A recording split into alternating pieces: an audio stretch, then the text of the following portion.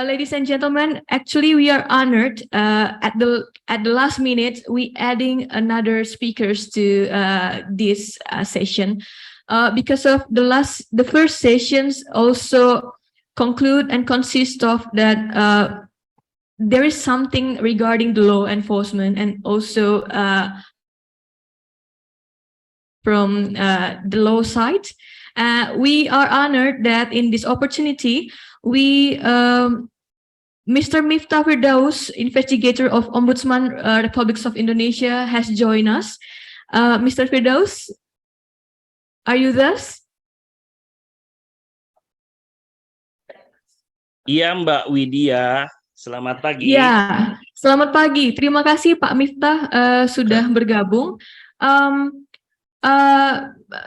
Ya, Pak Firdaus, kami akan minta mungkin tanggapan atau pendapat Bapak dari diskusi yang sudah kami jalankan berkaitan erat dengan pengalaman para petani pemulia benih yang sudah hadir di sesi pertama. Kami akan kembali kepada Bapak setelah menayangkan satu video yang merupakan tanggapan dari speakers kami yang lain dari Sydney, Australia, yang berkaitan dengan hukum. Di akhir nanti kami akan meminta pandangan dan bagaimana pengalaman Ombudsman Republik of Indonesia terhadap perlindungan terhadap petani dan juga penegakan hukum berkaitan dengan pemulihan benih di Indonesia. Terima kasih sudah bergabung Pak Miftah. Sama-sama Mbak Widya. Yeah. Baik. So, ladies and gentlemen, I would like to ask the committees to show us the video that recorded by Professor Christophe Antons from Macquarie Law School, Sydney, Australia. He will share his thoughts and also experience in regarding the law enforcement. Fortunately it's in bahasa. So terima kasih. Mari kita dengarkan sejenak pesan beliau karena beliau tidak dapat bergabung secara langsung. Ada beberapa slide, boleh silahkan diputarkan. Terima kasih. Selamat pagi dan terima kasih atas undangan untuk berbicara dalam webinar ini. Profesor Ramanu Triwidodo meminta saya untuk mengulas tentang cerita petani pemulia benih dari pandangan hukum, termasuk kaitannya dengan Undang-Undang Sistem Budidaya Pertanian Berkelanjutan 2019, utamanya pasal terkait petani kecil dan distribusi benih petani. Selamat pagi dan terima kasih atas undangan untuk Sebelum saya berbicara tentang pasal-pasal ini, marilah kita lihat keputusan Mahkamah Konstitusi dari tahun 2013. Menurut Mahkamah Konstitusi pada tahun 2013, beberapa pasal dari undang-undang yang lama bertentangan dengan Undang-Undang Dasar Indonesia karena tidak membuat pengecualian untuk petani kecil supaya mereka bisa mencari sumber daya genetik tanpa harus meminta izin dan bisa menukar varietas petani tanpa harus ikut proses pelepasan resmi. Undang-undang yang baru membuat semua pengecualian ini, tetapi pada waktu yang sama menaruh pembatasan yang baru yang bisa membuat petani bingung. Misalnya, menurut pasal 27, petani kecil tidak memerlukan izin untuk mencari dan mengumpulkan sumber daya genetik. Tetapi mereka harus melaporkan kegiatannya kepada pemerintah daerah untuk selanjutnya disampaikan kepada pemerintah pusat. Menurut pasal 29, semua varietas harus dilepaskan dulu dari pemerintah kecuali hasil pemuliaan oleh petani kecil dalam negeri. Tetapi petani kecil harus melaporkan varietas hasil pemuliaan mereka kepada pemerintah daerah. Yang lebih penting lagi, varietas hasil pemuliaan mereka hanya dapat diedarkan secara terbatas dalam satu kabupaten atau kota. Sesudah keputusan Mahkamah Konstitusi, petani merasa bebas untuk mengadakan varietas mereka melalui internet atau pasar.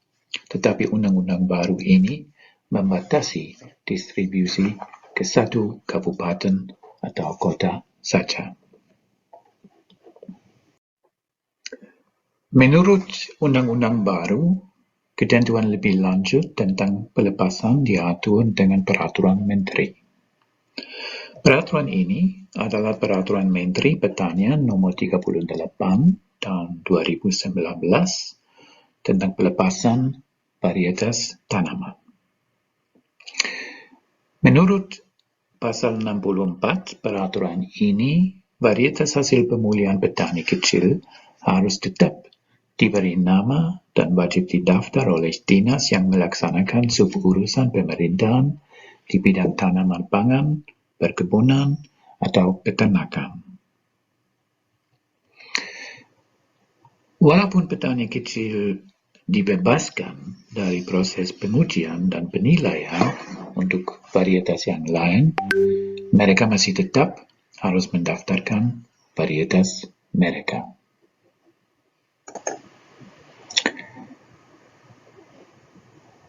Siapa yang dianggap sebagai petani kecil? Menurut penjelasan pemerintah atas pasal 27 undang-undang yang baru, petani kecil adalah petani yang sehari-hari bekerja di sektor pertanian yang penghasilannya hanya cukup untuk memenuhi keperluan hidupnya sehari-hari.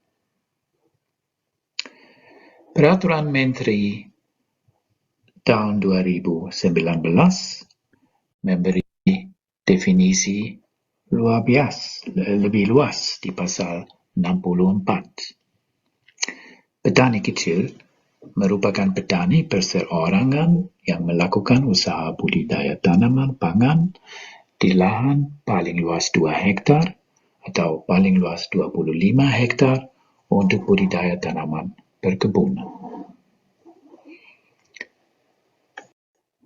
Varietas hasil pemulihan petani kecil berbeda dari varietas lokal. Menurut Pasal 1 Peraturan Menteri, varietas lokal adalah varietas yang telah ada dan dibudidayakan secara turun-temurun oleh petani, serta menjadi milik masyarakat dan dikuasai oleh negara. Ini juga diatur dalam Undang-Undang Nomor 9 tahun 2000 tentang pelindungan varietas tanaman dan dalam Peraturan Pemerintah Nomor 13 tahun 2004. Menurut peraturan pemerintah ini, bupati, wali kota, atau gubernur yang mewakili kepentingan masyarakat di wilayahnya mendaftarkan varietas lokal. Varietas lokal dianggap seperti harta budaya terpendek Indonesia dan instansi pemerintah akan mewakili masyarakat pemilik. Varietas lokal ini berbeda dari varietas hasil pemulihan petani kecil yang dianggap hasil dari kegiatan perseorangan. Jadi saya menyimpulkan, Undang-Undang 2019 dari satu sisi memperbaiki posisi petani kecil karena memberi kesempatan untuk mengadakan varietas mereka tanpa terlalu banyak persyaratan. Pada waktu yang sama, undang-undang ini juga mengecilkan wilayah operasi legal petani dan membawa kembali persyaratan melalui peraturan menteri. Terima kasih atas perhatian Anda. Baik, terima kasih. Bapak dan Ibu, itu adalah dasar atau materi yang sempat diberikan oleh Profesor Antons kepada kita, dan mudah-mudahan itu melengkapi. Kalau tadi seperti yang didiskusikan di sesi 1, Wadarmin dan juga Pak Sumarji serta Pak Tamrin memang menceritakan ada berbagai situasi hukum mungkin yang bagi kita awam, dan tadi dengan jelas, dengan gamblang disampaikan oleh Profesor Antons. Nah, pada kesempatan selanjutnya, saya meminta kesediaan dari Pak Miftah Firdaus untuk memberikan mungkin pengalaman, sharing pengalaman begitu Pak, dari apa yang sudah dilakukan oleh Ombudsman Indonesia. Apakah ada maladministrasi kah yang sempat tersinyalir? Nah, kalau teman-teman Ombudsman kan arahnya ke situ Pak ya. Apakah sempat menemukan maladministrasi mengenai terutama yang kalau dalam konteks kedaulatan pangan ya yang menjatuhkan para pemulia lokal, para petani lokal dari aktivitas mereka memuliakan benih di Indonesia. Silakan Pak. Ya, Mbak Widya, saya sebelumnya izin share screen sebentar ya. Ya, silakan Bapak. Baik, sebelumnya saya ucapkan terima kasih kepada rekan-rekan panitia maupun beberapa pembicara dan narasumber dalam acara webinar kali ini. Saya sampaikan sebelumnya kepada Prof. Yunita khususnya salam dari pimpinan kami, Pak YK Hendra Fatika, pimpinan Ombudsman RI, periode 2021-2026. Sebenarnya beliau yang harus menghadiri pada acara hari ini, Mbak. Namun kemudian dengan kesibukan beliau, ada agenda yang sudah terjadwal sebelumnya. Pada akhirnya tadi pagi saya baru mendapat telepon dan disposisi untuk menggantikan beliau pada acara webinar kali ini. Baik, mungkin langsung saja. Makasih, Pak. Sedikit menjawab. Baik, Prof. Yunita. Baik, Prof. Izin melanjutkan, Prof. Baik, sedikit menjawab pertanyaan terlebih dahulu dari Mbak Widya tadi, bahwa apa sih peran Ombudsman, apakah Ombudsman pernah menemukan sesuatu dalam tata kelola perbenihan mungkin ya. Nah, izin saya menyampaikan Mbak dan rekan-rekan semua dalam acara webinar kali ini, kebetulan memang Ombudsman Republik Indonesia khusus terkait dengan tata kelola perbenihan, Ombudsman belum masuk lebih dalam dan kami belum melakukan kajian lebih dalam terkait perbenihan. Namun terkait dengan tata kelola kebijakan perbenihan ini tercapture dalam beberapa kajian yang pernah kami lakukan. Pertama, dalam sektor pangan, khususnya pertanian dan pangan, kami telah melakukan beberapa kajian. Pertama, di tahun 2020 kami melakukan tata kelola kajian terkait tata kelola ekspor benih-benih lobster, kemudian tata kelola pupuk bersubsidi di tahun 2021, tata kelola cadangan beras pemerintah di 2021, kemudian di 2022 ini ada 2 kajian juga yang kami lakukan, yaitu ketersediaan dan stabilitas harga minyak goreng, dan terakhir kebijakan stabilitas pasokan ayam hidup atau live bird. Dari beberapa kajian yang kami lakukan, memang fokus perhatian kami adalah pada petani pada intinya, pada petani, karena seperti kita ketahui ataupun bisa kita pahami bahwa petani merupakan masyarakat yang bisa kita katakan kalau di Ombudsman ini sebagai silent citizen, di mana jika mereka memiliki suatu permasalahan, jika mereka memiliki suatu kendala ataupun hambatan, terkadang enggan untuk menyampaikan pengaduan ataupun enggan untuk menyampaikan keluhannya kepada pemerintah. Nah, atas hal tersebut, Ombudsman khususnya kami yang berada di Keasistenan Utama 3 yang melakukan pengawasan pelayanan publik di sektor ekonomi, salah satunya pertanian, pada saat tahun 2021 ataupun pada saat pimpinan baru, kami memiliki fokus untuk melakukan pengawasan pelayanan publik lebih dalam di sektor pertanian. Nah, beberapa kajian tadi yang memang menjadi bukti bahwa Ombudsman memiliki peran atau memiliki fokus terhadap pertanian, khususnya pada petani. Nah, dalam materi kali ini ataupun sedikit pembahasan dari kami, bahwa saya ingin sedikit menggambarkan terkait dengan Ombudsman, pelayanan publik, dan pencegahan maladministrasi dalam kebijakan perbenihan.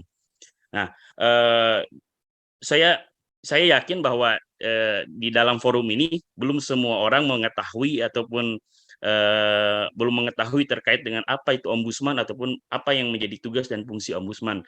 Izinkan saya menyampaikan sedikit apa yang menjadi peran ataupun tugas dari Ombudsman Republik Indonesia. Ombudsman Republik Indonesia sebagaimana dalam amanat Undang-Undang 37 tahun 2008 tentang Ombudsman RI, maupun Undang-Undang 25 tahun 2009 tentang pelayanan publik, maupun Undang-Undang 23 tahun 2014 tentang pemerintah daerah, didudukan ataupun diamanatkan untuk menjadi pengawas penyelenggara pelayanan publik. baik yang diselenggarakan oleh pemerintah pusat, daerah, BUMN, BUMD, dan lain-lain yang pada intinya sumber pendanaannya berasal dari APBN ataupun APBD, termasuk pengawasan pelayanan publik dalam berbagai sektor. Nah, jika kita bicara ruang lingkup dari pelayanan publik, bahwa pada intinya pelayanan publik yang memang diselenggarakan oleh pemerintah ya atau penyelenggara negara, termasuk BUMN, BUMD dan lainnya yang memang itu bersumber dari APBN maupun APBD, yang mana dalam ruang lingkup pelayanan publik itu terdiri dari 3 pelayanan. Ada pelayanan barang, ada pelayanan administrasi, dan ada pelayanan jasa. Nah, jika kita kaitkan dalam sektor pertanian, tentu terbagi ke dalam beberapa ruang lingkup. Kalau misalnya kita bicara benih, jelas itu merupakan pelayanan publik dalam sektor barang. Ketersediaan benih itu merupakan salah satu bentuk pelayanan publik dalam lingkup barang. Kemudian, penerbitan perizinan usaha ataupun sertifikasi benih itu merupakan salah satu bentuk pelayanan publik dalam lingkup administratif. Kemudian pembinaan ataupun pembimbingan terhadap petani pemulia atau petani penangkar benih itu merupakan salah satu bentuk pelayanan publik dalam bentuk jasa. Jadi jika kita berbicara mengenai sektor pertanian ataupun perbenihan, jelas semuanya merupakan ruang lingkup pelayanan publik. Ketika itu masuk dalam ruang lingkup pelayanan publik, posisinya Ombudsman memiliki fungsi dan peran untuk mengawasi kebijakan tersebut. Kemudian, ketika kita melihat apa sih menjadi tanggung jawab ataupun kewajiban pemerintah, saya mencoba menarik terlebih dahulu kepada Undang-Undang Pangan, karena bicara soal benih itu berkaitan erat dengan bicara soal ketahanan pangan. Karena benih merupakan salah satu sarana produksi yang ada di hulu. Sarana produksi yang ada di hulu, yang itu memang salah satunya menjadi tanggung jawab pemerintah untuk dihadirkan. Dalam pasal 13 Undang-Undang 18 2012 tentang pangan, bahwa pemerintah berkewajiban mengelola stabilisasi pasokan dan harga pangan pokok, mengelola cadangan pokok pemerintah, dan distribusi pangan pokok untuk mewujudkan kecukupan pangan pokok yang aman dan bergizi bagi masyarakat. Ada 4 aspek yang bisa kita lihat dari pasal 13 ini, 4 aspek dalam pelayanan publik. Pertama, aspek ketersediaan. Bagaimana peran pemerintah dalam menjamin ketersediaan pangan. Kemudian termasuk ketersediaan itu bukan hanya bicara soal sarana bukan hanya bicara soal ketersediaan barang pangannya saja, tetapi bicara juga soal ketersediaan sarana produksinya. Pertama itu. Kemudian kedua, aspek dari sisi mutu dan gizi. Bagaimana pemerintah menjamin bahwa peredaran pangan, distribusi pangan itu memiliki mutu dan gizi yang aman dikonsumsi oleh masyarakat. Kemudian ketiga, aspek dari stabilitas dan keterjangkauan. Nah, ini di sini bicara bahwa bagaimana peran pemerintah memastikan pangan yang beredar itu harganya terjangkau dan stabil di pasaran. Nah, Ombudsman memiliki fokus terhadap 3 aspek tersebut dalam memastikan kedaulatan pangan, adanya kedaulatan pangan. Kemudian dalam pasal 12 ayat 5, untuk mewujudkan ketersediaan pangan melalui produksi pangan dalam negeri itu dilakukan dengan beberapa hal.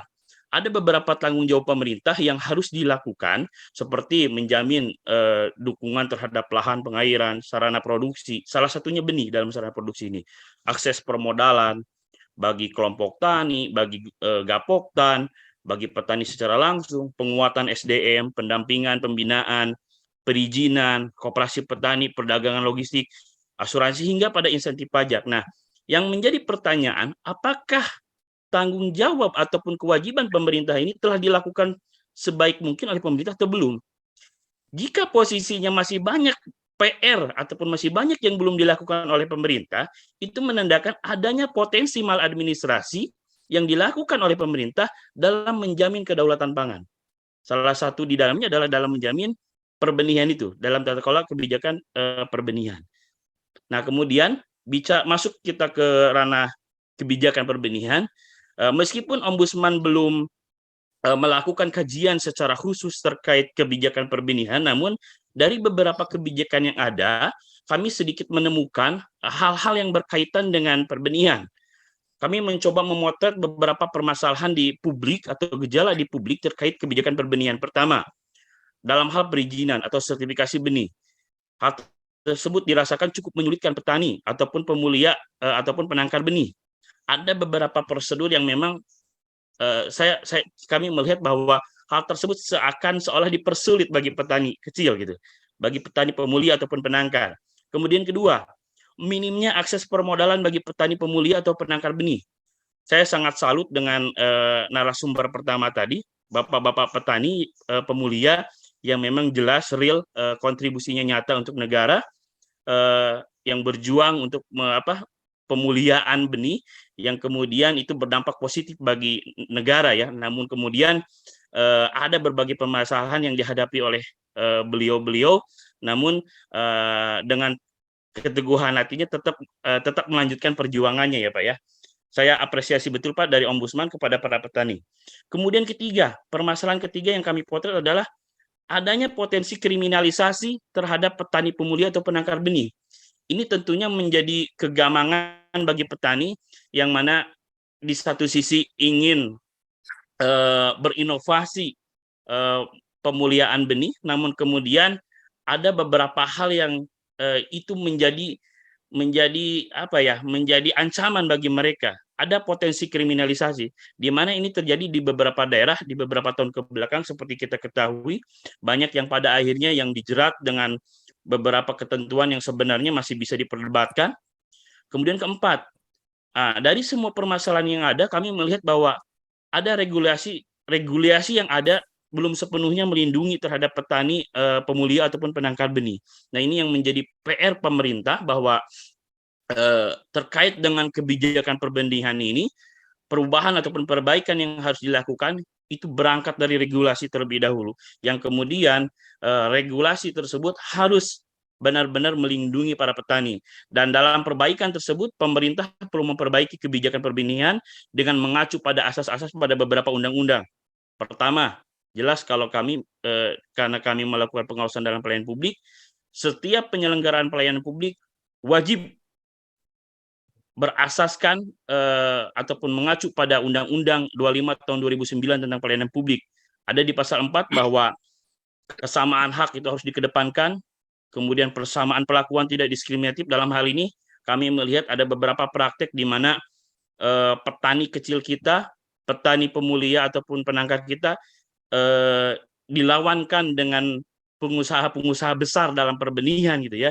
Nah, di sini yang perlu menjadi PR ataupun catatan bagi pemerintah bahwa dalam penyelenggaraan pelayanan publik harus berasaskan kesamaan hak, persamaan perlakuan, tidak diskriminatif, dan juga dalam proses perizinan ataupun sertifikasi perbenihan perlu berasaskan sebagaimana asas kecepatan, kemudahan, dan keterjangkauan.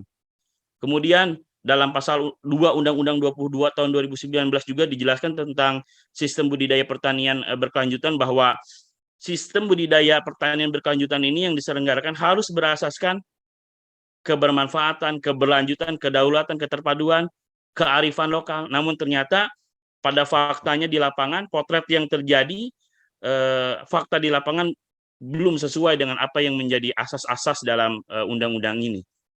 Itu mungkin beberapa catatan Mbak Widya dari kami di Ombudsman. Mungkin nanti terkait pertanyaan-pertanyaan mungkin bisa dilakukan di diskusi lebih lanjut terkait apa yang sudah dilakukan oleh Ombudsman atau apa itu. Oh ya, satu lagi Mbak Widya, satu catatan ini untuk para petani juga. Ombudsman itu mengawasi pelayanan publik berbagai hal, dari mulai orang lahiran sampai dia meninggal gitu ya. Semua ada unsur pelayanan publik. Dalam kasus ini saya sangat prihatin terhadap para petani yang memang ada potensi dikriminalisasi, dan sebenarnya memang secara upaya hukum ada upaya hukum namanya pra-peradilan ya, jika petani keberatan ketika dia ditersangkakan.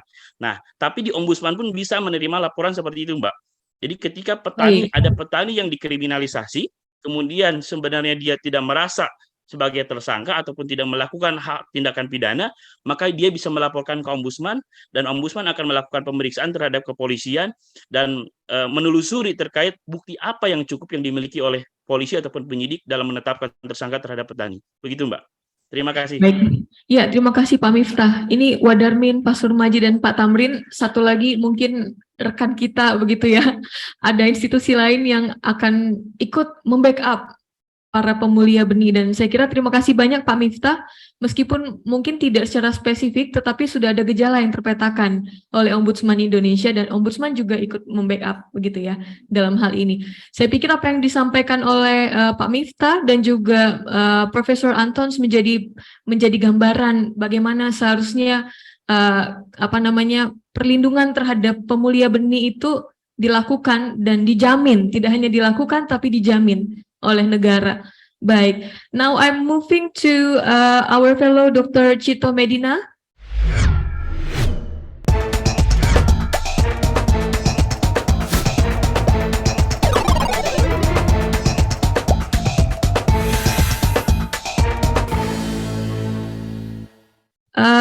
Dr. Medina, are you still with us? Yes, I am. Yes, thank you so much, sir, for waiting in patience. In this opportunity, we were sorry that most of the discussions runs in Bahasa Indonesia. I hope you can also catch some point. That's okay. This is for Indonesian, so Yeah, I'm just pleased to. yeah. Thank you for your kindness. Maybe I will give you like a brief reps from the first session. So the first session is our seed breeders from Indonesia. They tell us about their experience in past and what they facing now, and doing seed breeding, and then they facing at least 3 situations.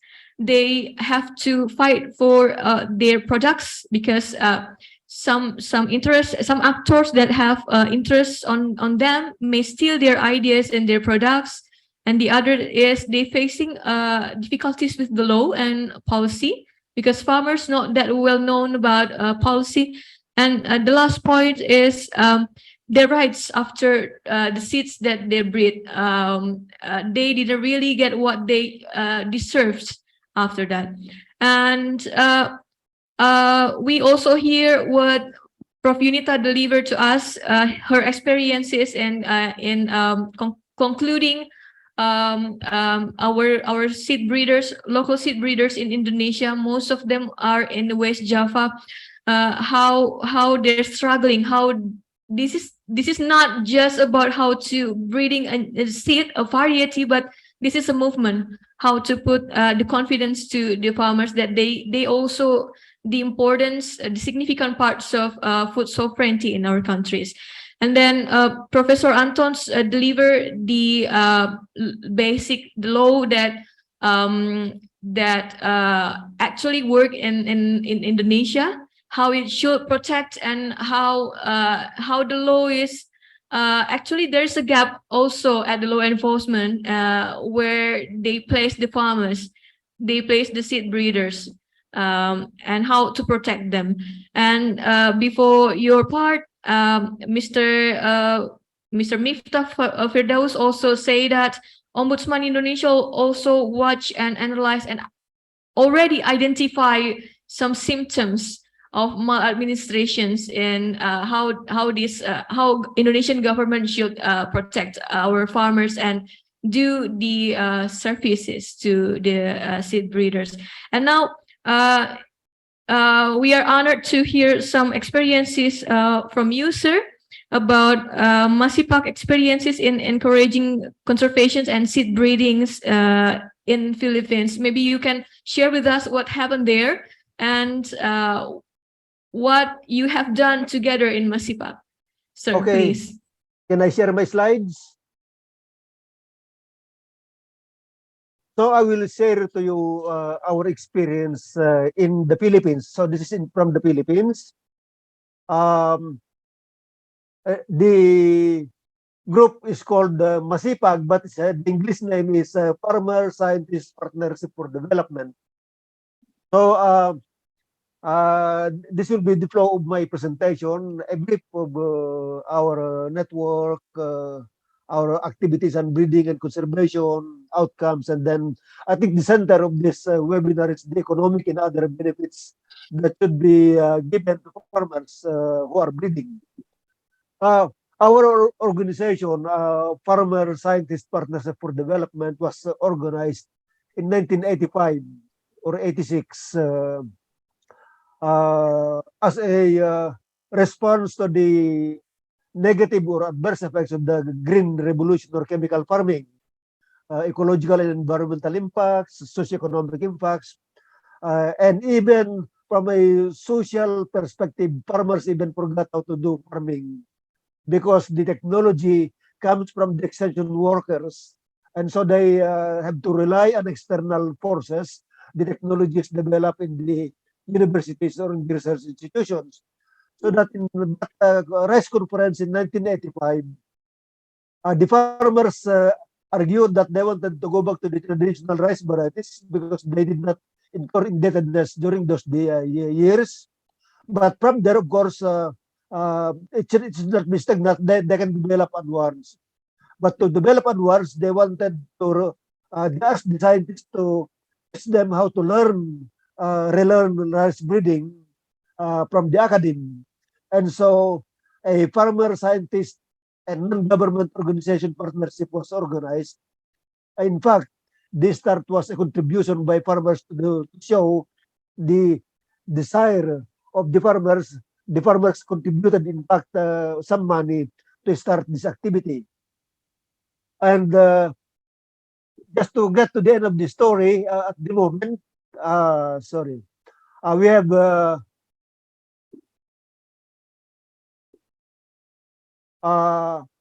about more than 500 farmers organizations with about at least 35,000 farmers members of this. We have 41 non-government organizations and scientists. We have 70 farmer rice breeders. We have corn breeders also, and we even have the native chicken breeders. We are relying on a lot of volunteer farmer trainers, more than 100, and we are almost nationwide because we are present in 62 provinces out of the 82 provinces in the Philippines.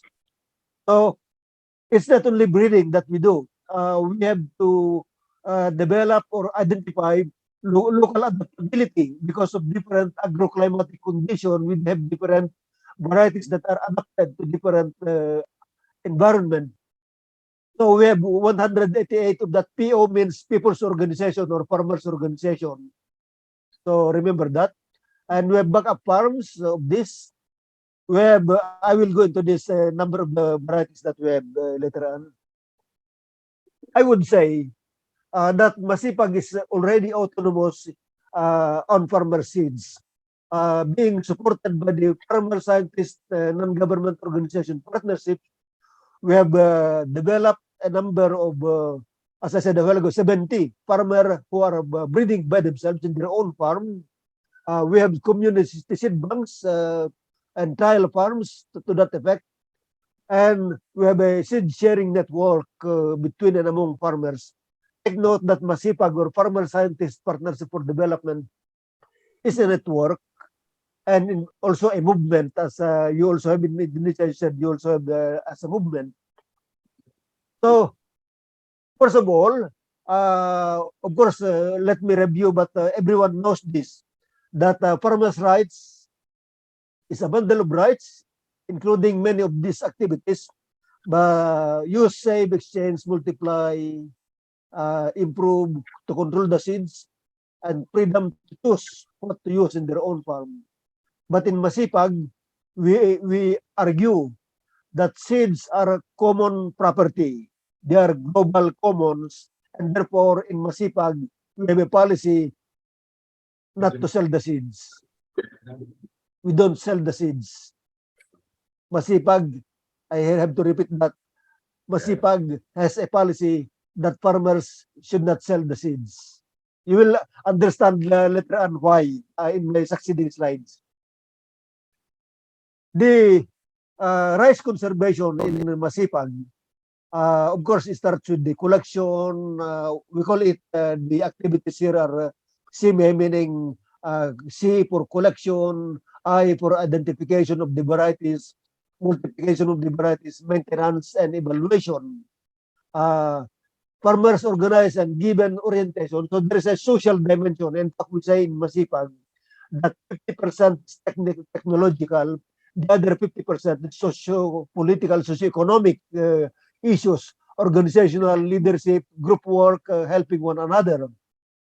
Then they establish a trial farm. The trial farm actually is a seed bank to monitor agronomic characters of the varieties. They conduct field days and they select locally adapted because they plant at least 50 varieties.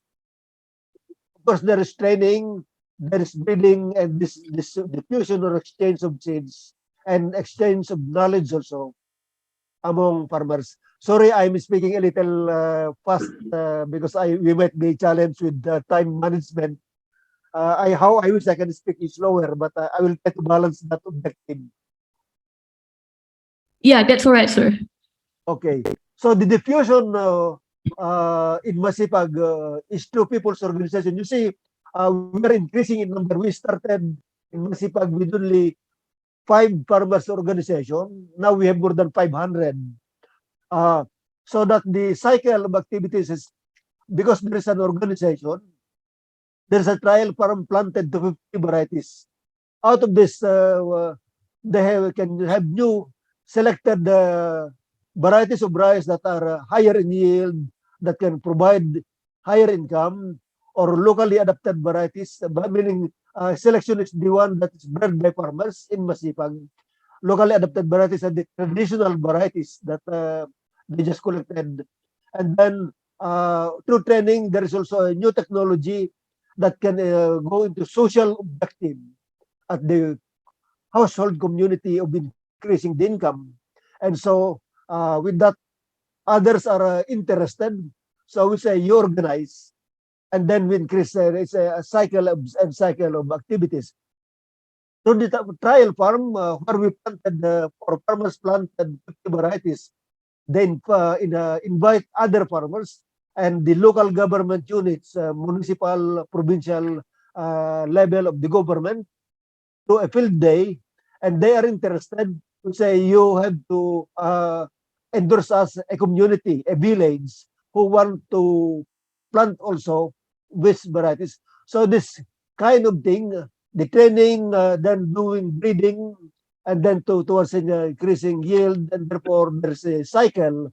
So there is a snowball of increase of participants in our network that is becoming a movement.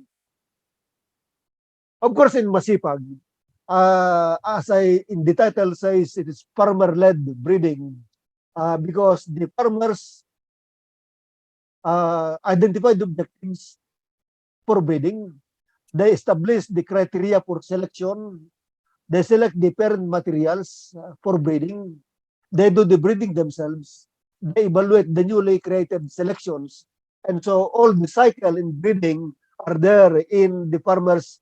And the organization is very important to maintain sustainability of the activities in the village. So that the Masipag farmer breeders, we have 70 farmer active farmer breeders. They have done more than 200 rice crosses and more than 500 farmer bred rice. So in all of this, one of our social dimension of our breeding is that we name the varieties in terms of the initials of the farmer as a social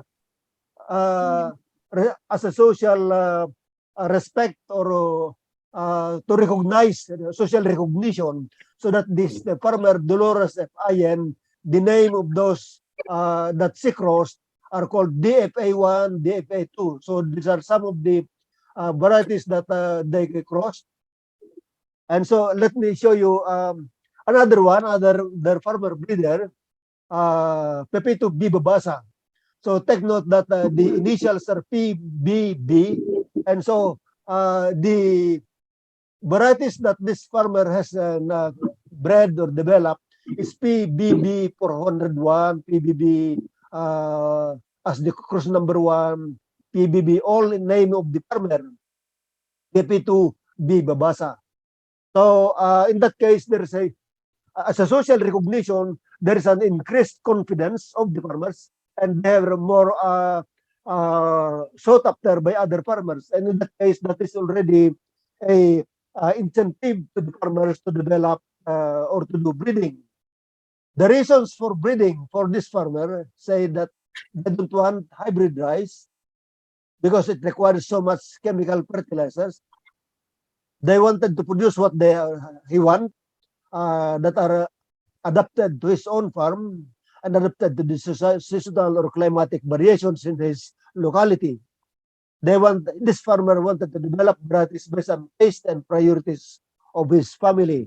So Mr. Pepito B. Babasa, PBB, has developed all these varieties already in Masipag. He has 25 cruces and have selected 80 selections from this crossing. In fact, he is so interested that he is maintaining 250 varieties in his own farm. Thank you.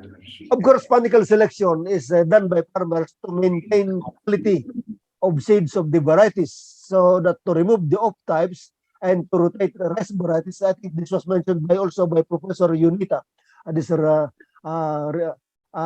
panicle selection also by farmers in Indonesia. Of course, we have taught young apprentice farmers to do breeding also in our backup farm. And in fact, we also have rice breeding training of farmers and NGOs from Asia in 2010. These are farmers from Indonesia. I forgot the NGO. This is a farmer and this is an NGO. Our farmer is a teacher in this breeding. These are from Nepal and from India. This is our farmer. These are from Vietnam, our farmer. And these are also from India. And this is our farmer. So we had the Asian training. And our farmers are the ones giving training for rice breeding.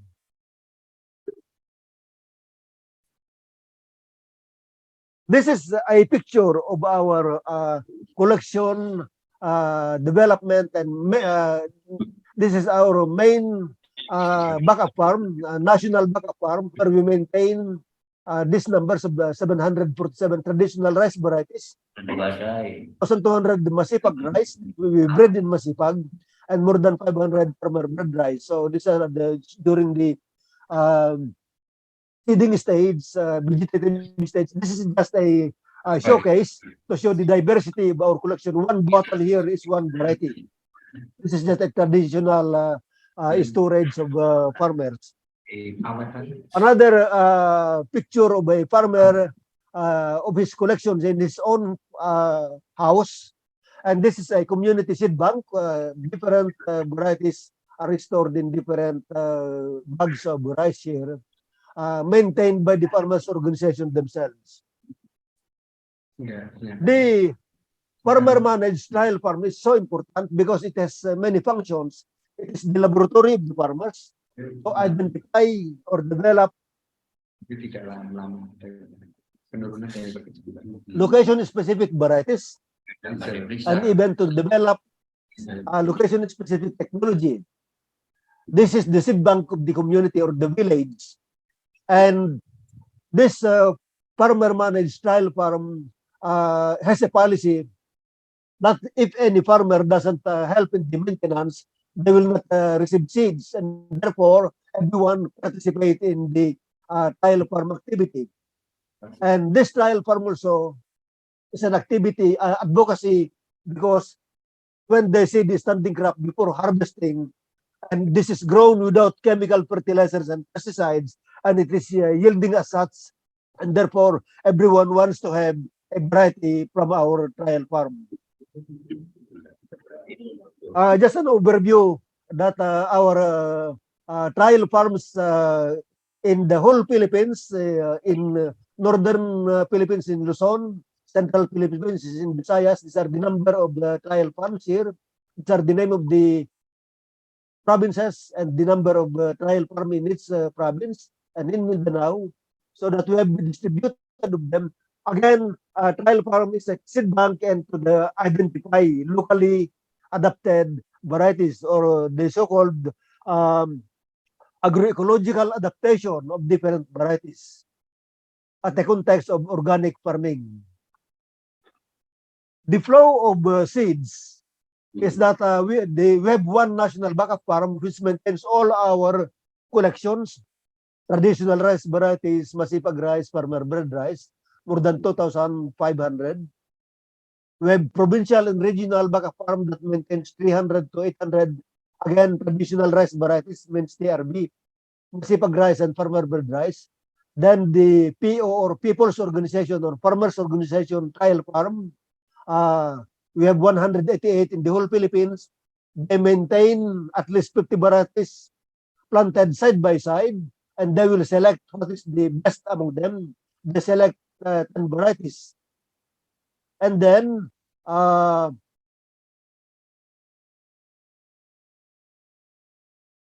there's in some cases there's verification farm, and then at the family farm we encourage at least 3 varieties per family farmer, so that we can create a mosaic diversity of varieties to avoid outbreak of pests and diseases. So that's a simple ecological without additional cost to control pests and diseases to diversify varieties, mosaic patterns in different fields or paddies. The seed flow from our backup farm to farmers is that at least 50 varieties, only 20 grams each, planted in about 1 by 2 meters only. Sent to the farm, to the farmers organization. They plant the 50 varieties side by side by the people's organization members. There's a field day before harvest to select top 10 varieties. Its farmers gets only 3 varieties, but it's only small, 20 grams. That is only about 2 tablespoonful to about 500 grams from the trial farm, and the farmer has to mass produce the seeds. Under exceptional circumstances or conditions, some bigger amount of seeds may be given as a response to disaster. If there is typhoon, flooding, or drought, and there's no more seeds, so we can give a little bit more. But essentially, 20 grams to 500 grams only per farmer, because, or 100 grams on the average, so that the farmer learn. So this is the social dimension of learning. All farmers learn and relearn seed production so that they will not be buying seeds again. The farmers feel part of the Masipag system because they feel they own the seed, they take care, they improve, they shake the seed because they're part of the system, because they multiplied. They will say, I got 100 grams and now it's 1 hectare. I did that. And so I'm part of this, so that you increase the self-confidence, you increase the esteem of the farmer, and in that case, we create more unified network within Masipag as a network and as a movement. Then farmers share the seeds only to organized farmers and to whom they know, to protect it from being stolen by other people, that's by piracy. And again, to explain that seeds are not sold to anyone because seeds are common property. As I said a while ago, earlier slide, it is a policy of our network. The results are, we have this characteristic number of traditional varieties and Masipag rice, high tailoring capacity, good pruning ability, that's many plant being produced, adapted to low soil fertility, tolerant to drought, tolerant to salt water, flood tolerant, pest disease resistant, and the special rice, red, black, and violet rice, we have many of them traditional as well as Masipag rice. So this is in our map of the Philippines, the drought tolerant, salt water, and flood tolerant in different provinces. And you see the colors here, this is the legend. The red is farmer bred lines. The maroon are traditional varieties, so that the blue is Masipag rice. So all this blue are Masipag. The PBB, this is maroon, no, this is red. This B2B Babasa, the name of the farmer, cross number 401. This JDC3 flood tolerant, June de la Cruz, name of the farmer, that's cross number 3. Edgar Upalya EO, cross number 1, selection number 16. Dalagang bukid are traditional varieties, Hinumay are traditional varieties. So you can you can trace which ones are adapted to climate change pressures. You cannot read all of this, but just to give you the diversity of our adapted varieties as selected by different trial farm of farmers in Masipag. So every locality have different varieties. So this every box here is the name of the province and the name of the varieties that they have selected in their own trial farm. So you can see we have a lot of diverse rice varieties selected, adapted by farmers in the network Masipag in the Philippines. In terms of the yield, I would like to show that the Masipag rice in Luzon is, this was only in more than 10 years ago, but the sample size is 840 farmers, Masipag organic and chemical farming, so that the income in Luzon, Northern Philippines, 24,000, 13,000 for chemical farming, non-Masipag, and therefore significantly different. In Visayas is significantly different.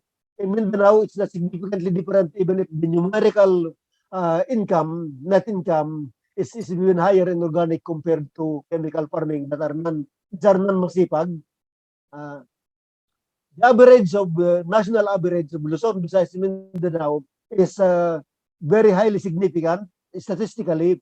23,599 pesos in 2007 versus 15,000 as the net agricultural income per hectare. So the center of this webinar are what should be the benefits or economic incentives of the rice breeder.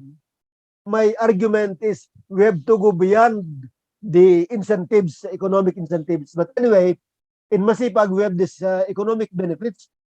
The seeds adapted to local conditions are available to the farmers, accessible and controlled by the farmers. They don't have to buy the seeds, so they're saving cost of seeds by having it in their own. And therefore, there's already incentive for them to be maintaining the seeds in their seed bank as well as doing breeding. Higher yield under organic conditions of this Masipag rice, therefore higher income. There is reduced economic risk and borrowing from financiers because they don't buy chemical fertilizer, they don't buy chemical pesticides, they don't buy seeds, and therefore they don't borrow money anymore, and therefore they are more stable. They can return back to normal even if there is climate change. There is no cost adaptation to climate change. Other benefits in Masipag is that farmers develop the varieties that they need and want. The varietal conservation by the farmers themselves. The social recognition of farmers because the variety that any breeder, any farmer breeder is named after the breeder.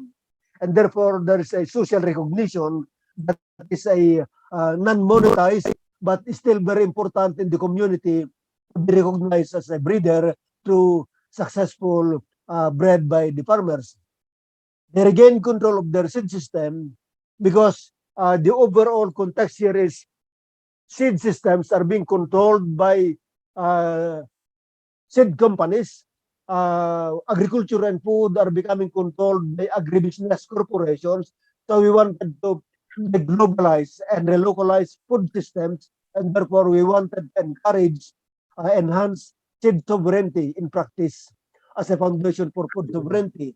And that's what Masipag has been doing. So I wanted to repeat that the center of this webinar today are economic incentives, but I say beyond economic incentives, there should be other incentives that we have to realize in order to maintain farmers seed banking and farmers as breeders. There are studies from our partners from Germany who did studies in Masipag seeds. They call this seed commons. Masipag practice of seed commons in defense of farmers' rights. The collective responsibility for the protection, provision, and development of seeds and crop diversity is maintained by the farmers. The protection from private enclosure, protection from patenting of their own farmers' varieties is ensured. There is collective management by the farmers, community seed bank, seed exchange network, farmers organization, autonomous decision makers of the farmers and by the farmers for the farmers, and sharing of formal and practical knowledge.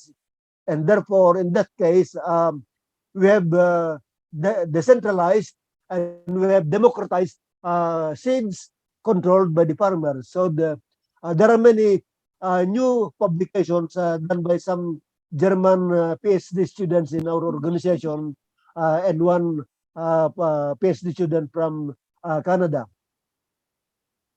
Anyway, in conclusion, I would like to state that the assertion of farmers' rights in Masipag is by practice of seed banking, practice of seed exchange, and practice of seed breeding. So that in that case, we protect farmers' rights, we prevent biopiracy, and we assert that there should be no patent of rice. Thank you for your attention. Thank you. Thank you, Dr. Medina. Yeah, your slides show us that the meaning of food sovereignty itself, I think that's the very strong point of what you present us. Thank you, sir, to let us learning from Masipag experiences. Yeah. Thank you. We will back to you in the discussion session.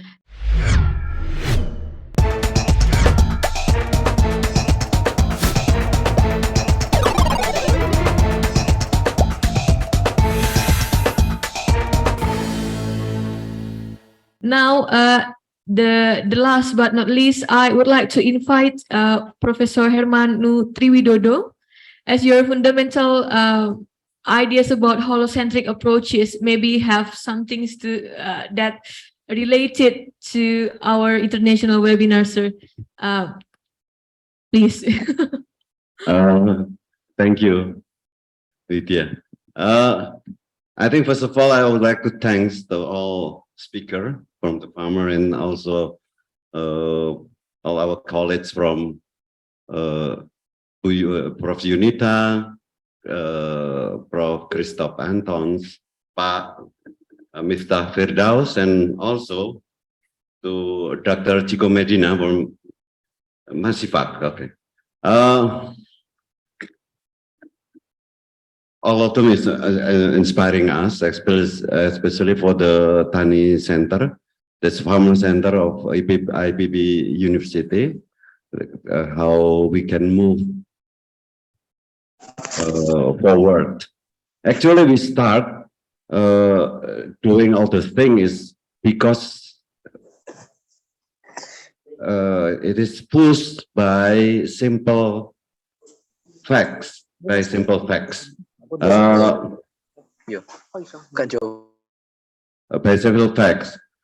example, especially centered to the farmer breeder among Indonesian farmer. They are good scientists, but sometimes it is like a joke. They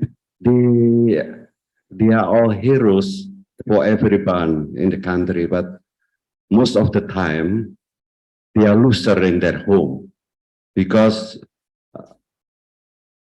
from their hobby, from their passion, they're trying to breed to find a new variety good for everyone, but but there is no income for themselves. Their paddy has become smaller and smaller and smaller. That's why we come to that far. Oke. Jadi ini terima kasih pada semua penanggap, Pak Miftah, Prof. Yunita, dan lain-lain. Sebenarnya awal dari kita berjalan ini adalah kita mengelus dada bagaimana petani-petani pemulia itu, saintis menemukan sesuatu, tetapi menjadi terkenal dan berbakti untuk orang lain menemukan sesuatu, tetapi menjadi pahlawan di luar, tapi menjadi pecundang di rumah sendiri. Karena padi yang harusnya dipakai untuk memproduksi, memenuhi kebutuhan keluarga, itu dipakai untuk nyilang-nyilangkan hasilnya bagi istri dan keluarganya itu nggak jelas gitu. Jadi semakin lama makin kecil. Kita ingin melakukan pembelaan. Dari tadi banyak sekali, tapi dari contoh dari Pak Cito Medina, itu ternyata ada kata-kata misalnya 1 pesos per pound. So there is a funding that generated by farmer for the farmer. That might be, we can do that one for the next. Our partner Gerakan Petani Nusantara may do that. Although there is a question in my mind, because we are moving not in an empty space, like our expert have discussed.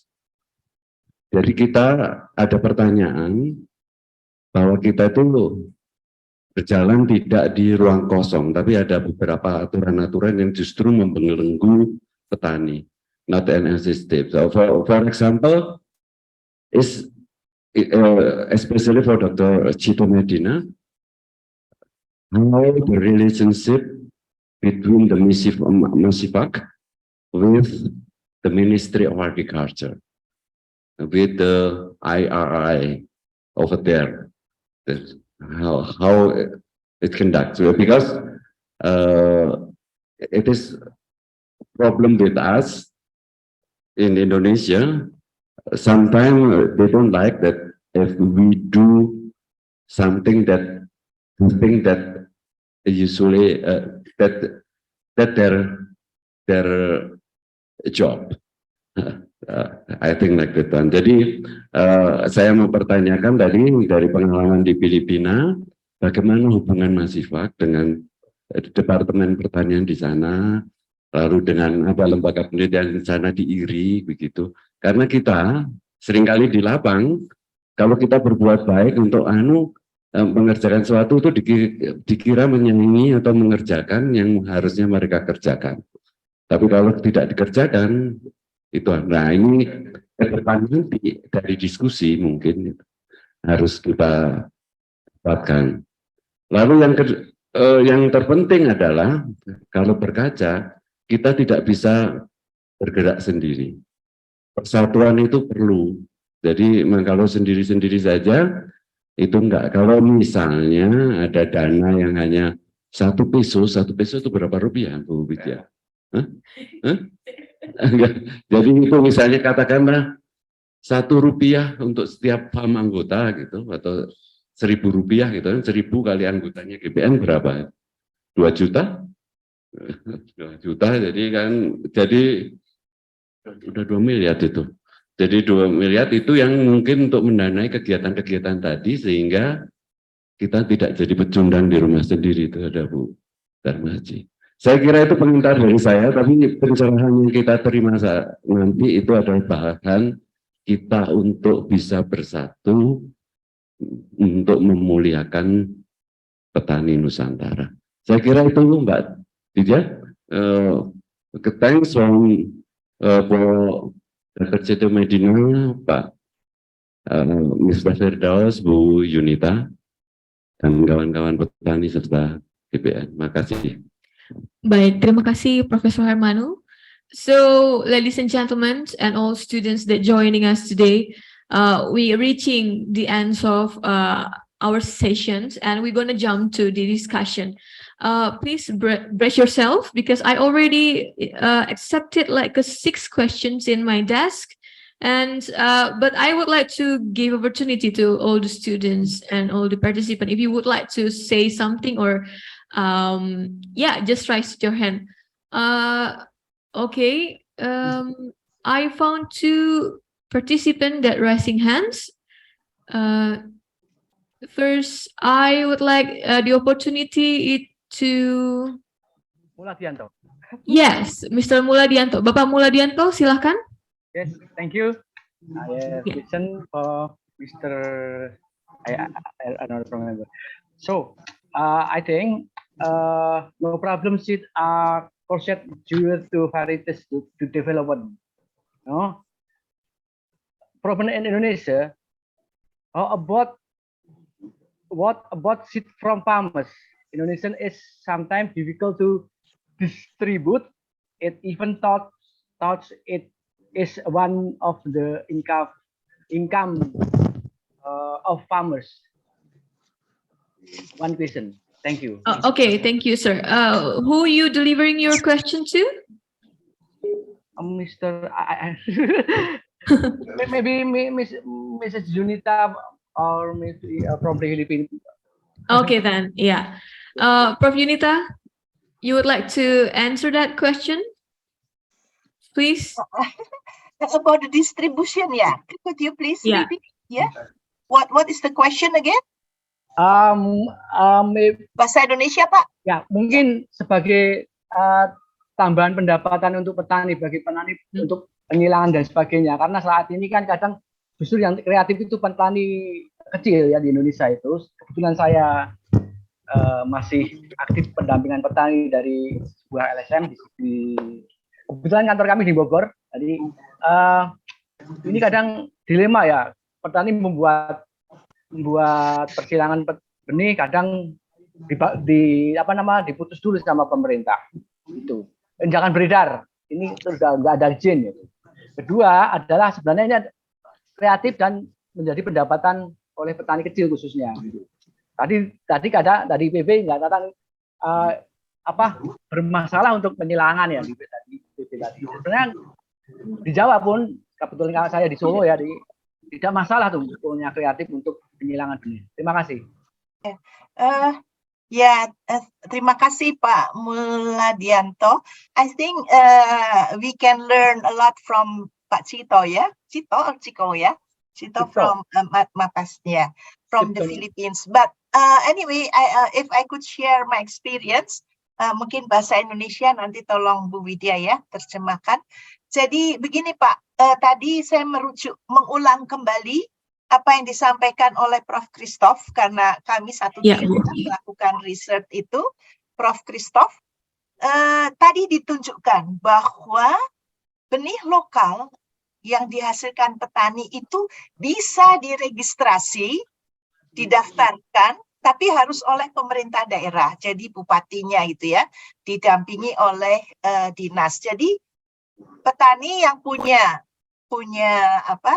benih lokal ataupun varietas silangan itu harus bisa mendekati pemerintah. Itu tadi dari Undang-Undang nomor 2019. Tapi untuk distribusi, nah ini yang tadi ada kendala ya Pak Muladianto ya. Distribusi itu dibatasi, tidak boleh keluar dari wilayahnya. Nah ini wilayahnya ini apa nih? Kota, kabupaten, provinsi. Nah ini tentu sulit ya sebagai benih ya. Jadi saya ambil contoh petani Indramayu yang mungkin bukan timnya Pak Darmin, tapi ada petani Indramayu yang juga menyilangkan benih, Pak Yusuf namanya.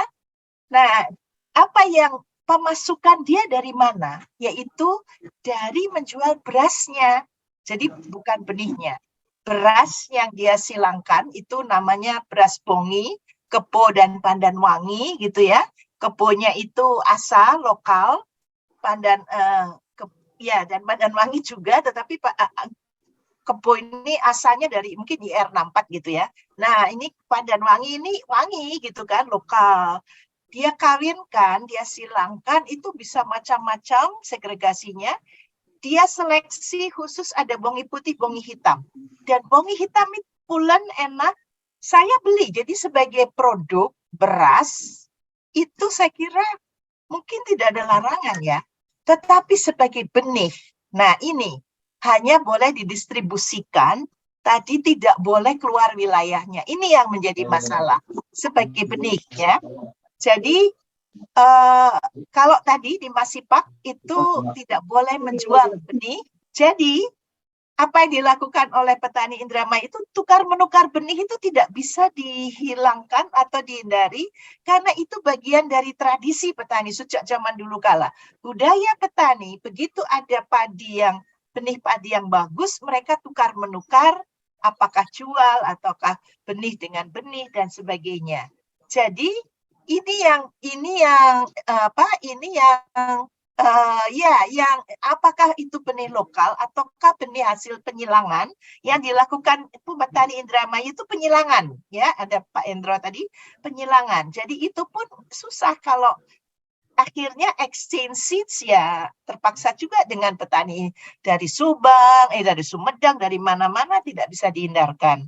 Tapi itu secara legal itu terkendala. Nah, ini yang perlu kita pikirkan. Jadi insentif memang selain nanti kalau ada gerakan dan bisa ada donor, tapi mungkin bisa dari penjualan berasnya. Terima kasih. Baik, semoga menjawab Bapak pertanyaannya. Terima kasih. Yes, thank you. Ya, thank you. Terima kasih Prof. Yunita. Mungkin karena tadi sedikit menyerempet, saya boleh ya menyambungkan ini dengan beberapa pertanyaan lainnya yang juga sudah masuk. Misalnya, nanti mungkin saya minta kesediaan Pak Tarmin untuk memberikan pendapat dan jawaban begitu Pak ya.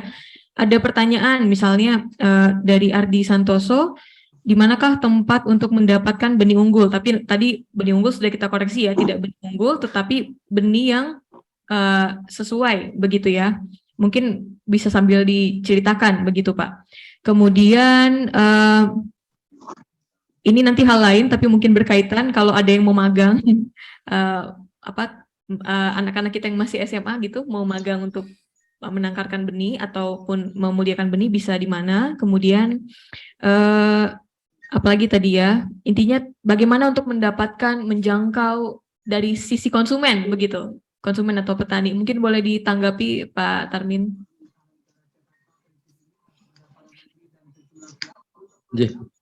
Terima kasih. Kami dalam istilah pemulihan benih itu memiliki bank benih, meskipun dalam fasilitas yang sangat sederhana. Bank benih yang diceritakan oleh Wak Darmin itu adalah hasil inovasi beliau dari teknik konservasi benih yang konvensional, ditaruh di dalam botol kaca atau botol plastik putih itu. Pada satu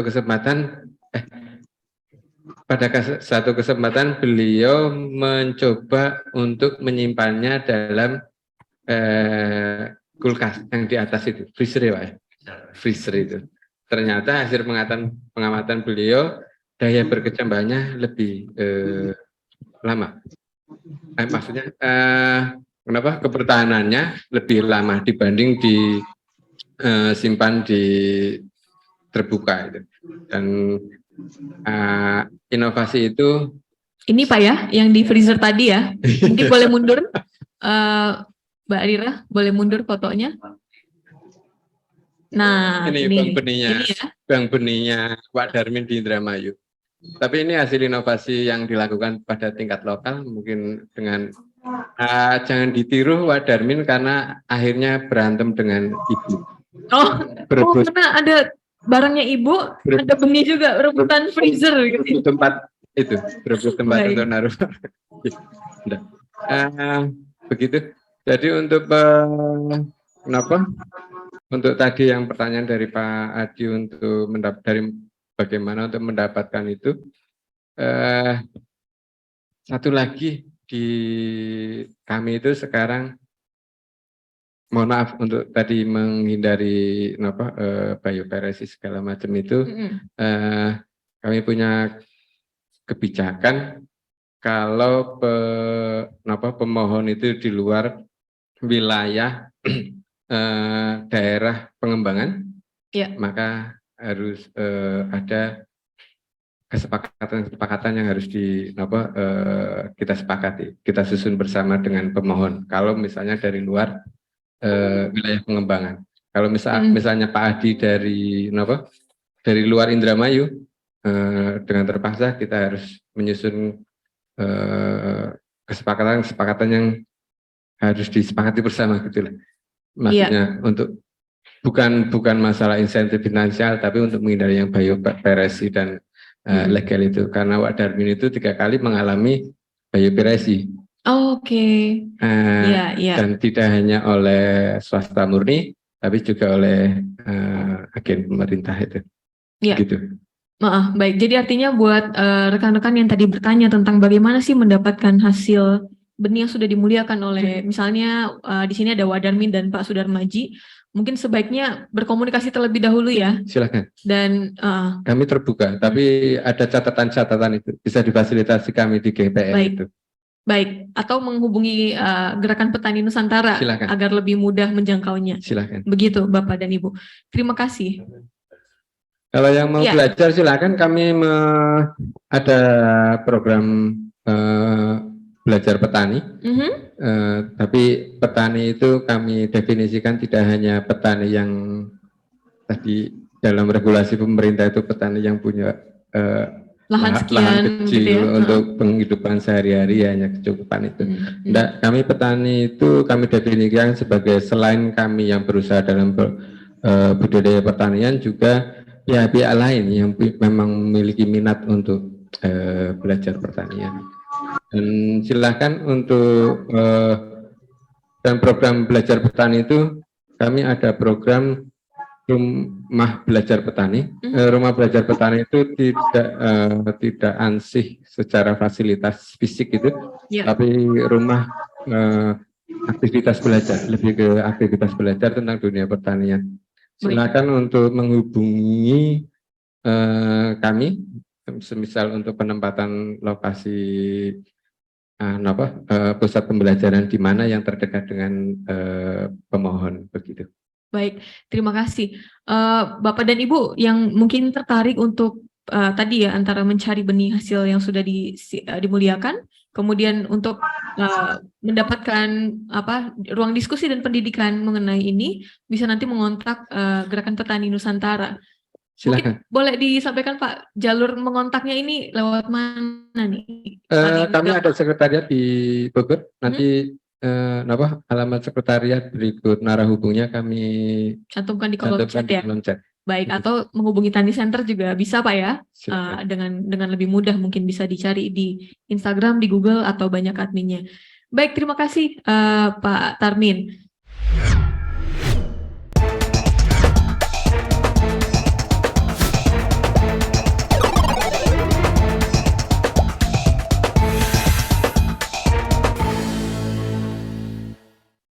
Saya akan melanjutkan ke penanya berikutnya. Wah, banyak nih yang raise hand. Silakan Pak. Ya, saya hanya mau bertanya pada satu narsum aja, pada Profesor Citos Medina.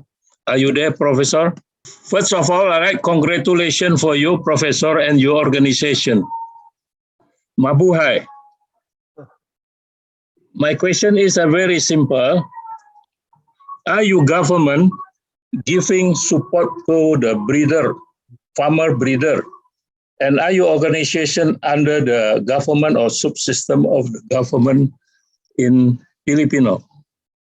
That's the first. The secondly is the related to the question is, are your government feel happy with the farmer breeder, or they are reluctant to the farmer breeder for what they already done very well in Filipinos?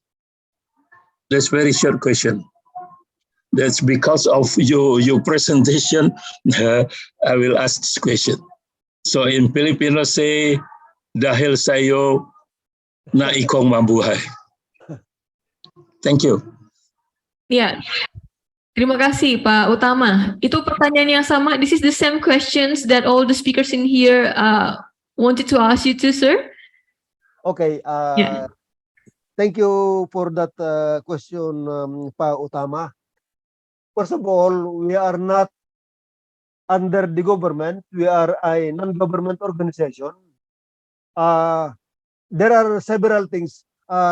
We collaborate with the government and other activities like organic program. In fact, I was member of the National Organic Agriculture Board when I was the national coordinator of Masipag for 3 years under our national law of organic.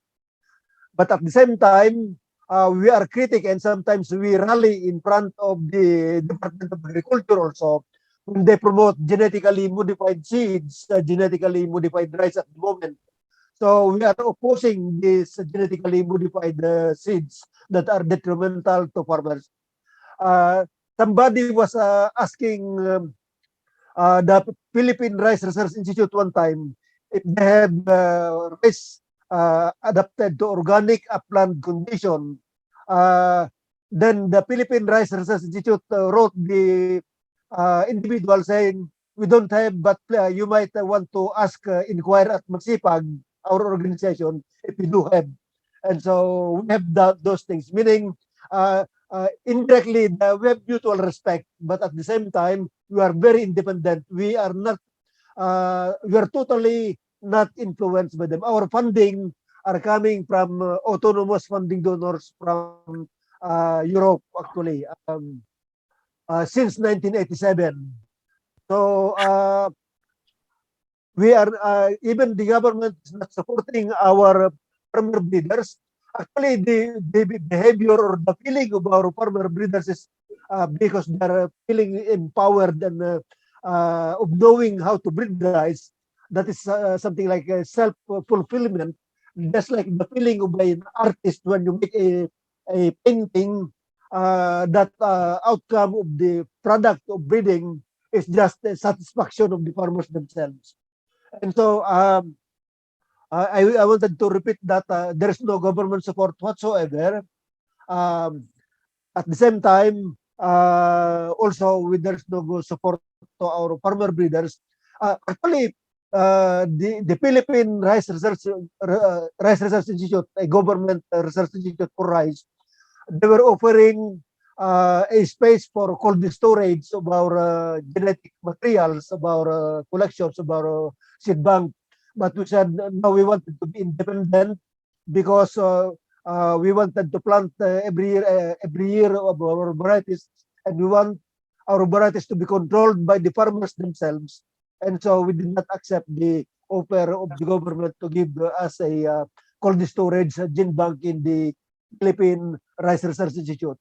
So far, so good. Our funding donors from Europe were saying that we are strategic partners. In fact, they brought many farmers groups from different Asian countries, from Pakistan to India to Bangladesh, Sri Lanka, Laos, Vietnam, even some from Africa and one from South America one time. So as partners of our one of our funding donors.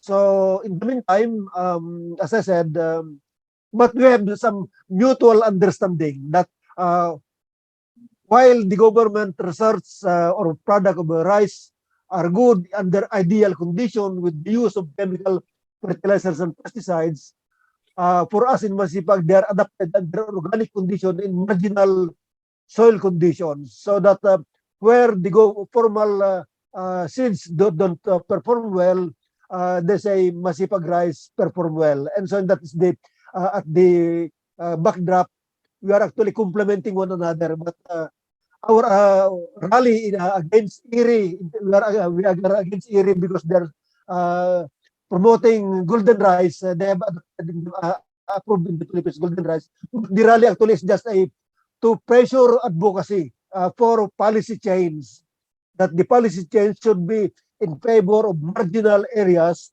in favor of marginal land, towards food security, food sovereignty. and that's all. There's no personal about those things. It's just to really push forward the policy change that we wanted to be undertaken. Thank you po. Oke, Chito, see you in Manila soon. I am living in Los Baños. Erie is my neighbor. Okay. I work at University of the Philippines, Los Baños for 23 years. Yeah. I was a professor of environmental science, but I started in agriculture. I specialize in entomology, and then my master's is more on ecology of plants and animals. And then my PhD in Canada was environmental science. So I was more of teaching environmental science and systems approach. I live in Los Baños, very near to Erie. Very near see you. to Los Baños. See you in Manila. My friend in Erie now, they are doing research. So I will find him and see you too. Thank you. See you. Oke, terima kasih Pak Utama untuk pertanyaannya. Iya, selanjutnya Pak Octavianus, Bapak mungkin ini pertanyaan terakhir Bapak Ibu karena waktu kita sudah melewati jadwal yang seharusnya. Silakan Pak Octavianus. Baik, terima kasih banyak atas kesempatan yang diberikan. Menarik seperti yang disampaikan oleh Ibu Prof. Yunita dengan yang dari Australia tadi itu. Mungkin saya ingin menanyakan kaitan dengan aturan, khususnya di Undang-Undang 29 tahun 2000 di situ, yang di situ dia membedakan antara petani dengan pemulia. Dan ini saya rasa ada kaitannya dengan keragaman, dan yang kedua itu kaitannya dengan kreativitas petani. Di situ bahwa hak itu lebih diutamakan kepada pemulia, sedangkan petani itu dia hanya sekedar untuk lebih cenderung ke hanya sekedar dia menangkar saja, tapi proses pemuliaannya itu tidak ada di tingkat petani. Nah, ini mungkin menjadi penting buat kita, sehingga dengan demikian bahwa kreativitas petani itu kita harus munculkan, bahwa nanti ada klasifikasinya silakan saja gitu. Tetapi kreativitas petani untuk dia melakukan proses pemuliaan. Yang kedua juga adalah bahwa proses distribusi benih ini juga harus kita menjadi penting.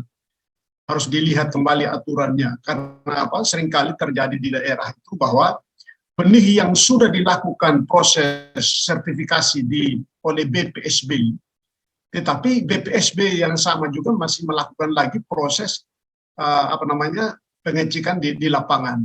Sementara daerah kita ini kan daerah kepulauan, jadi ini memakan waktu dan biaya yang cukup besar, dan itu juga saya rasa bagi pihak ketiga itu menakutkan itu untuk melaksanakan, karena harus diuji ulang oleh BPSB yang sama. Mungkin itu yang saya sampaikan. Makasih banyak. Baik, terima kasih Pak Octavianus. Sebetulnya ini lebih cocok direspon oleh Profesor Antons, tapi karena beliau tidak bergabung, mungkin Ibu Yunita apakah bersedia memberikan tanggapan? Maaf, terima kasih. Tadi saya agak kurang dengar yang undang-undang nomor berapa yang dirujuk oleh Pak Octavianus. Tetapi yang saya tahu itu sudah ada review, judicial review yang disponsori oleh Pak Adit dan kawan-kawan ke MK. Sebetulnya sudah direview dan sudah diperbolehkan petani juga menjadi pemulia. Jadi petani tidak hanya menjadi penangkar, ya. Petani juga bisa menjadi pemulia. Nah, tetapi masalahnya kemudian muncul Undang-Undang Nomor 2019. Nah, apakah yang dirujuk oleh Pak Octavianus itu yang 2019? Yang dirujuk, yang dipaparkan oleh Prof. Christoph itu yang 2019.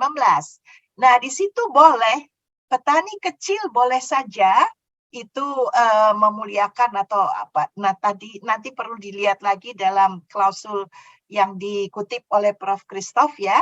Tapi didefinisikan sebagai petani kecil. Nah, saya dan Prof. Christoph tuh masih mempertanyakan yang disebut petani kecil ini siapa kalau hanya dibatasi hanya 2 hektar gitu ya. Nah, kalau di Jawa ya semuanya kecil-kecil gitu ya semuanya. Tapi kalau di luar daerah kan beda, di luar Jawa beda lagi. Nah, itu ada constraint di situ ya. Nah, kedua memang jadi tidak ada larangan untuk memuliakan, boleh petani kecil. Tetapi ya itu Pak, distribusinya yang dikendala. Jadi tidak boleh keluar wilayahnya sendiri. Tapi bisa didaftarkan, diregistrasikan, yaitu siapa? Yaitu pemerintah daerah diwakili oleh bupati atau wali kota dan sebagainya. Itu yang saya tahu, Pak. Jadi dalam undang-undang terbaru tidak lagi pemulia itu hanya non petani begitu, Pak. Ini yang setahu saya. Terima kasih. Baik, terima kasih. Pak Octavianus, apakah terjawab, Pak? Ya, nanti bisa di luar bicara lagi ya. Iya, baik. Terima kasih Ibu Yunita. Mudah-mudahan terjawab Bapak Octavianus. Bapak dan Ibu, kami mohon maaf, mungkin tidak semua pertanyaan dan tanggapan bisa terakomodir karena kita keterbatasan waktu.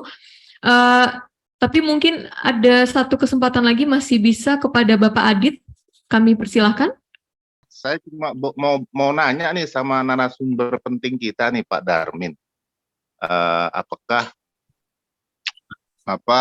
benih yang waktu itu kita fasilitasi untuk barengan.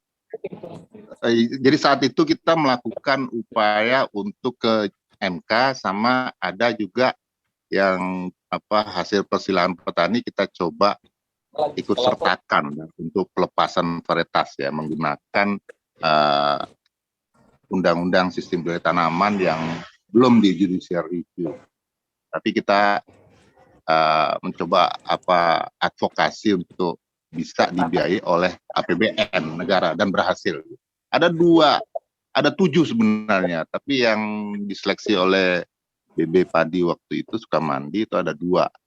Satu Gadis Indramayu, nih Pak Darmin denger nih. Cuma 2 yang dipilih gitu waktu itu. Dan kebetulan itu miliknya hasil persilangannya Pak Darmin.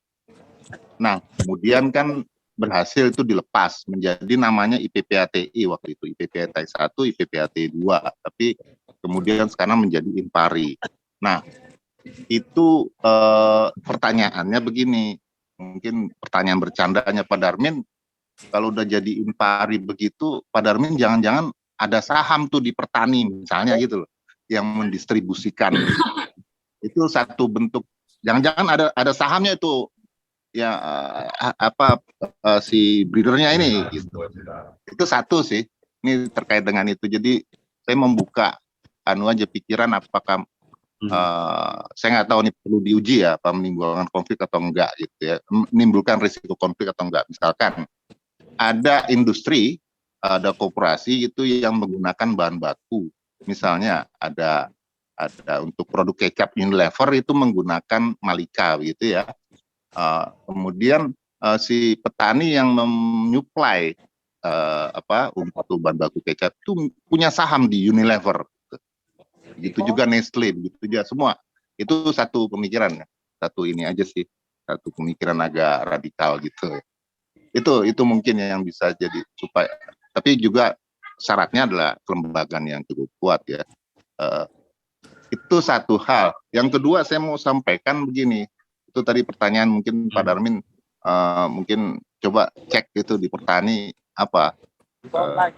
Kalau dulu kemudian yang kedua itu ya sesungguhnya yang dilakukan, kata kunci ini loh, kata kunci siapa sih yang menyesuaikan gitu. Apakah alamnya yang harus menyesuaikan atau manusianya yang harus menyesuaikan, atau dibalik gitu, saya nggak tahu. Kita ini sedang bagaimana ini? Kita memaksa alam untuk menyesuaikan atau kita yang menyesuaikan? Ini konteksnya soal ini, soal distribusi. Yang didistribusikan ini seperti kawan-kawan pemulia di Indramayu itu kita dorongan. Iya, baik Pak Adit. Saya akan memberikan kesempatan langsung kepada Wadarmin untuk menjawab. Pertama apa tadi itu? Pertama lupa, gampang lupa ya Wadarmin Pak Mas Adit. Tentang oh iya saham. Kedengaran Mas Adit? Halo? Ya, kedengaran ya. Kedengaran. Nah, sebetulnya kalau saham-saham tuh nggak ngerti Mas Adit. Jadi apa saham tuh? Bakal saham nunda apa ya, simpanan uang mungkin ya, kerjasama. Kalau saham nggak punya, Mas. Nggak punya. Terus aja Mas Adit, terus terang aja ya kalau Darmin nggak nanam saham karena nggak punya modal gitu. Wah modalnya gede, oi. Gak Boro-boro disindramayu nunda itu saham. Kumaha? Eta Oh, gak disindramayu teh, terus jauh eta. Ya, enggak, ini buat Kumaha? forum aja ini. Ya, ini sebenarnya pertanyaannya juga untuk forum gitu loh. Gitu Mbak Widya. Saya kira itu terkait insentif ekonomi. Jadi begini Mbak, sedikit lagi Mbak, bahwa yang dilakukan Pak Darmin adalah dia memiliki penghargaan dari alam, memiliki penghargaan dari sosial. Tapi ada juga sosial yang tidak memberikan penghargaan kepada Pak Darmin. Nah, ekonomi tidak ada secara langsung yang memberikan penghargaan kepada Pak Darmin. Itu. Tapi yang pasti penghargaan dari alam jelas itu penuh 100%. Itu mungkin anu saya yang saya sampaikan. Begitu ya Pak Darmin ya? Ya, baik. Makasih, baik, terima kasih Pak Adi, terima kasih Wadarmin. Baik Bapak dan Ibu, saya juga melihat di kolom chat ada Profesor Suryo Wiono yang membantu menjawab beberapa pertanyaan dan juga Prof Yunita. Terima kasih untuk bantuannya, Prof Suryo dan Prof Yunita. Saya kira diskusinya sangat menarik dan masih banyak mungkin tanggapan dan pertanyaan Bapak dan Ibu yang belum terakomodir. Kami mohon maaf untuk keterbatasan kita. Apabila masih ada yang dirasa sangat mengganjal, mungkin bisa ditanyakan melalui Instagramnya Tani Center. Saya pikir teman-teman nanti akan bisa menyampaikan itu kepada para narasumber kita.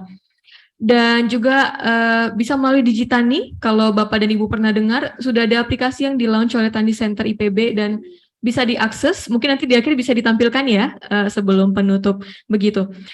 So I would like to say thank you to all speakers that joining us. I'm so honored to be your moderator today. Terima kasih kepada Wadarmin, mudah-mudahan sehat selalu, Pak Sudarmaji, kemudian Bapak Tamrin, mudah-mudahan sehat selalu, to Prof Yunita, and then Pak Miftah from Ombudsman Republik of Indonesia, Prof Christoph Antons, and then Dr. Cito Medina. I would like to say selamat malaming selamat. And last but not least to Profesor Hermano Triwidodo. Terima kasih untuk kesempatan ini.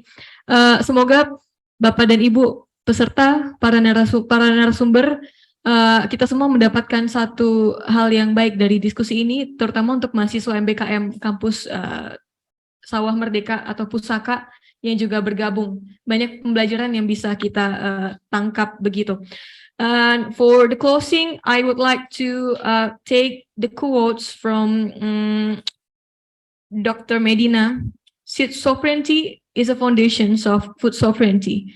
Kedaulatan atas benih adalah fondasi kedaulatan pangan untuk kita semua. Terima kasih, sukses terus untuk para pemulia dan penangkar benih di Indonesia. Terima kasih untuk bakti kepada bangsa. Saya Widya Hasian Situmeang mengucapkan terima kasih dan mohon maaf apabila dalam diskusi kita banyak hal yang belum terakomodir. Sampai bertemu di kesempatan selanjutnya. Salam kedaulatan pangan. Terima kasih. Thank you so much, Ms. Widya, as being moderator in this webinar. That's a wonderful discussion, and also there's a lot of new insight or knowledge from the speakers for us as a participant today in this webinar. The next session is certificate submission. This time, I would like to mention the speaker to receive certificate in online ways, and operator will be present the certificate or screen. And the first certificate is given to Professor Yunita Triwardani from University of Indonesia. Terima kasih. Thank you very much. Yeah, my pleasure.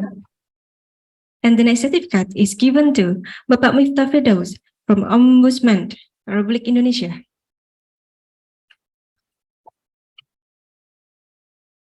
And the next certificate is given to Professor Christoph Antons from Mercury Lab School, Sydney, Australia. Atas nama Prof. Christoph, thank you very much. Yeah. And the last one, the next certificate submission is given to Dr. Cito Medina, a scientist of Masifa, Philippines. Thank you very much. Selamat. Yeah. We still did the same session. This time, I would like to call the speakers, Pak Darmin, Pak Darmaji, and Pak Tamrin to receive a certificate and come to the in front of stage. And kindly please to Professor Hermano and Bapak Tri Budiarto to pass on the certificate to our honorable outstanding speaker. The first certificate for Pak Darmin is given by Professor Hermano. Yeah, thank you for Pak Darmin. And the next certificate is for Pak Darmaji. It's given by Professor Hermano. 1, 2, 3. 1, 2, 3. Yeah, thank you for Bapak Darmaji. And the next certificate is for Pak Tamrin and it's given by Bapak Tri Budiarto.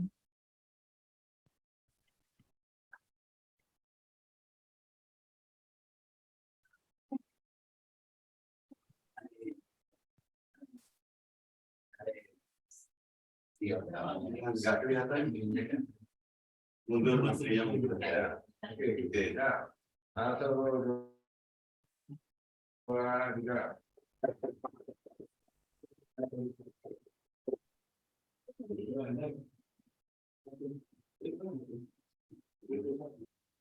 Ladies and gentlemen, we finally come to the end of today's webinar.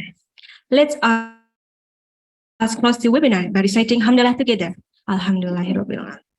There are the agendas we have presented to you all today. We hope we can learn something from this webinar. Thank you so much for your attention. And I apologize if there is a lot of mistaken from me. See you on the next occasion. Wassalamualaikum warahmatullahi wabarakatuh.